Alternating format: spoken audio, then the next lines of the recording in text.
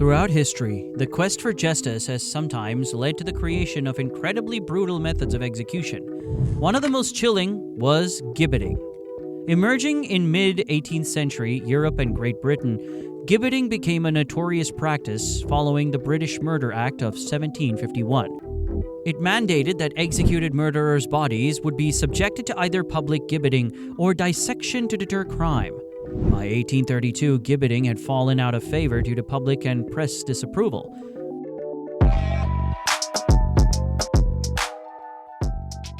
Let's look at some of the most gruesome gibbeting events that have ever occurred.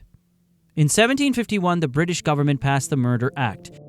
It decreed that convicted murderers should not receive a proper burial. The law aimed to add some further terror and peculiar mark of infamy to the punishment, intending to deter future criminals. According to the Act, after execution, a murderer's body could be subjected to one of two posthumptuous punishments: public gibbeting or dissection. Gibbeting involved displaying the executed body in an iron cage hung on chains for public viewing. The alternative, public dissection, was intended to provide a deterrent through the desecration of the body and to aid in medical research. An illustrative case is that of John Breads, who committed murder shortly before the law was passed. Breads had mistaken Alan Gribbel for James Lamb, the mayor of Rye, after seeing Gribbel wearing the mayor's cloak, which Lamb had lent him. Believing he was attacking Lamb, Breads murdered Gribbel. Following his execution, Breads' body was encased in an iron cage and hung on a post at a location known as Gibbet Marsh, where it remained for 20 years. This served as a chilling warning to others who might consider committing similar cases. A prime example of organized crime on a grand scale was the story of the Hawkhurst Gang. The notorious group of Englishmen earned their livelihood through robbery and smuggling, resorting to murder when someone dared to interfere with their operations. They operated like an early mafia, conducting their shady business meetings in places like the Dog and Partridge Inn, where they even committed a murder, an act that prompted the authorities to make a stern example of them. Following the arrest of 75 members of the gang, some were exiled to distant lands, while others faced the hangman's noose. 14 of these men were executed, and their bodies were left to hang in chains from the gibbet. Scholars argue that the crime waves of the era led to an increase in the use of gibbeting. This was despite the significant cost for authorities. Constructing the sturdy iron cages to hold bodies 30 feet in the air was expensive and required significant effort, as the gibbet posts also needed to be made climb-proof to prevent tampering. Historians note that there was no standard cage design, necessitating custom measurements for each condemned person. Blacksmiths untrained for such tasks faced challenges in crafting these cages, sometimes making them adjustable, which increased costs. Efforts were made to position gibbets in highly visible locations, often near the crime scenes or along bustling roadways. They were also placed near the Thames estuary, ensuring they were seen by visitors arriving in London by sea. These macabre spectacles drew enormous crowds, with new gibbets attracting up to 40,000 visitors a day. Enterprising vendors set up stalls to sell food and drinks, creating a fair-like atmosphere around the gallows. In 1770, the gibbeting of two murderers, Conway and Richardson, in London heightened this carnival atmosphere. As reported by the General Evening Post, stalls were erected and various entertainments took place beneath the gallows. Some people even climbed the gibbet to remove caps from the criminals' faces. One bold individual joked about smoking with Conway and climbed up to place a lit pipe in Conway's mouth, much to the amusement of the crowd. While the initial appeal of a new gibbet waned as the body began to decompose, these sights continued to attract visitors long after only bones remained. Friends would gather beneath the cages to share stories of the crimes and recount the early days of the gibbeting with a mix of horror and excitement. The longest recorded duration for a gibbeted body to remain on display was 19 years. It was eventually taken down when the landowner, wary of constant foot traffic on his property, decided to remove it. By 1832, gibbeting had mostly become obsolete in Britain. However, the final instances of this practice occurred that year. One involved James Cook, a bookbinder convicted of murdering a man who had lent him money. It was reported that the execution was chilling. Cook's head was shaved, tarred, and covered, while his body bound in iron was displayed in a gibbet. The public reacted with horror and disgust, condemning it as a barbaric remnant of a bygone era.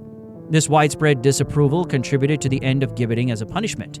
The other instance took place in Durham, where a miner named William Jobling was executed for the murder of Nicholas Fairless, a colliery owner and magistrate. Jobling, who had started working in the mines at the age of 10, killed Fairless after being refused a donation for ale. Following his hanging, Jobling's body was gibbeted and displayed in a brutal iron cage. The authorities viewed Jobling's crime as a grave offense, and the judge hoped the gruesome display would serve as a stark warning to others.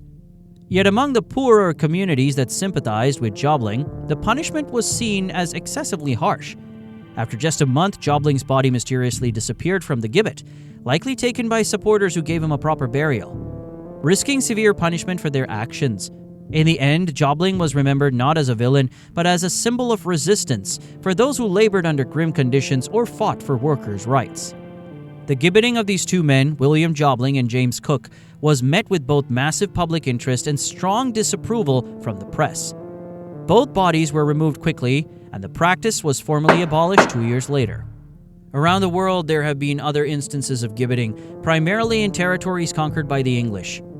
One notable case is that of Marie-Josette Corriveau, the infamous husband's killer. This tale unfolds in Canada when the British triumphed over France in 1760, taking control of what was then New France. With this victory, the British authorities took charge of criminal investigations in Quebec City, leading to Lady Corriveau's execution. The English aimed to set an example with her punishment, so they subjected her to gibbeting. Her custom-made iron cage still exists today as a relic of this grisly event. Marie-Josette was hanged on April 18, 1763, and her body was displayed for public view at the crossroads, now known as St. Joseph Street, and also Dientente Boulevard. The remains hung for over a month until the locals requested their removal and burial.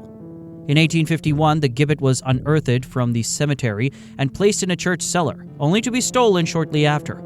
It resurfaced in the possession of American showman and circus founder P.T. Barnum, who exhibited as a macabre artifact in his collection. Gibbeting had a significant environmental impact, as decomposing bodies hung on roadsides affected the daily activities of those who used those routes. For those living near a gibbet, the initial shock quickly turned into persistent discomfort.